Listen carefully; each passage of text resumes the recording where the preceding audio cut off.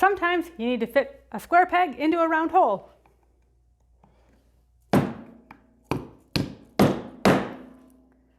Mallet definitely helps do that. I made a series of different mallets. They're all weighted a little bit with some BBs, and then I made one really heavy mallet, so I'll make a separate video on this one. But this one weighs in at close to 2.5 pounds, so it's extremely easy.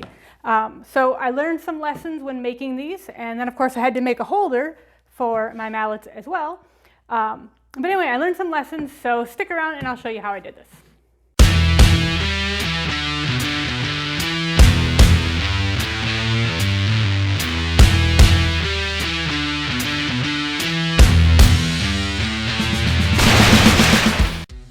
I hit my scrap bin pretty hard, and I'm ripping everything down to about 2 7/8 inches here.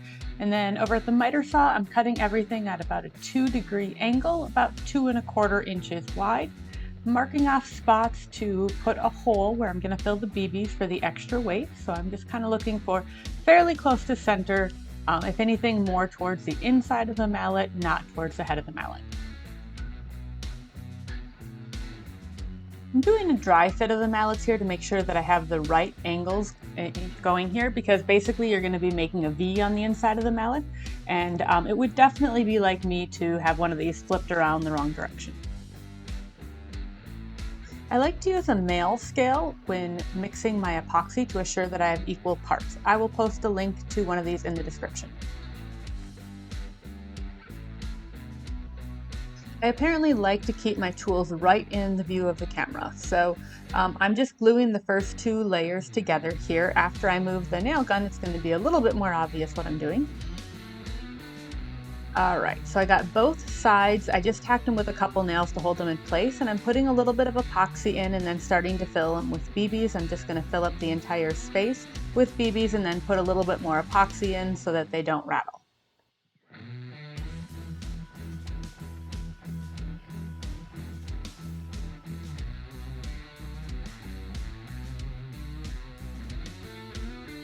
I really like these craft rollers for applying glue. I'll post a link to one of these in the description as well. And then it's clamp time.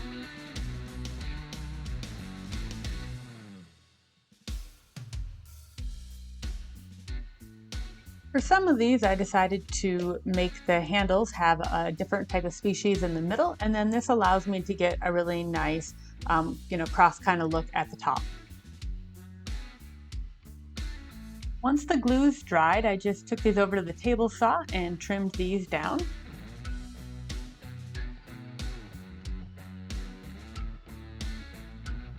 This cut's a little bit nerve-wracking, but can be safely accomplished by using a clamp and then holding the piece down with a stick. So I have this set at about 2.5 degrees. And again, holding some nice firm pressure down with that stick, having your hand nowhere near the blade, and the piece clamped in place really made this work quite well. Every edge is just getting a nice gentle round over here. On these first set of mallets, I made the head of the mallet and then made the handle. And on the second set, I got smart and I made the handle and then made the head of the mallet. And that was actually easier. So I'm making the shoulder here and I'm trying to get it down to the right fit. I also got smart and added a positive stop so that I didn't have to keep trying to line it up with my eyes. So this took a little bit of work, but eventually I was able to get these down to just the right fit, and I really definitely wanted a shoulder, so when I put the head down there was, something, a stopping point for it. I went totally freestyle with the shape of the handles. This one's a little bit more traditional. I made some of them a little bit more squiggly. Pretty much whatever shape you like, go for it. A lot of the work of shaping these is done at the sander, and then I'll take it over to the router table and give everything a little round over.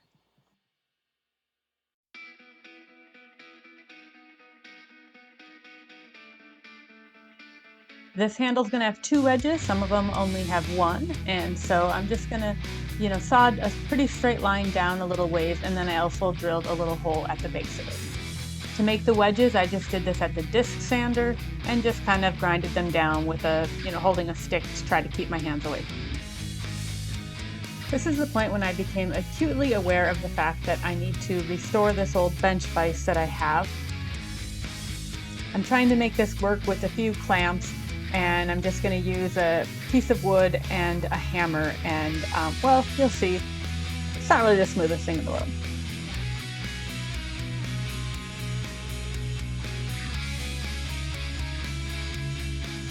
This is with my rusty bench vise, just putting it on top of my bench and actually using one of my wooden mallets. And you'll see that this is a much smoother process. The main reason I bought this little laser was actually for branding. It was similar in price to buying a nice electric branding iron, but I could change the size, so that's what really appealed to me. So, of course, this is always the exciting part of any project, is putting the oil on, and I'm just using boiled linseed oil here, and really watching your nice work come to life. My next video will be of that really heavy Purple Heart mallet that I just used in that little clip where I'm hammering the wedges in. That's definitely my favorite one. It weighs in at 2 pounds 5 ounces.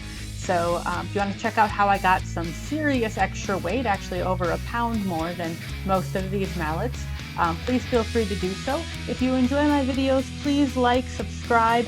I really do appreciate it. And I really hope that you try building one of these yourself and have some fun with it.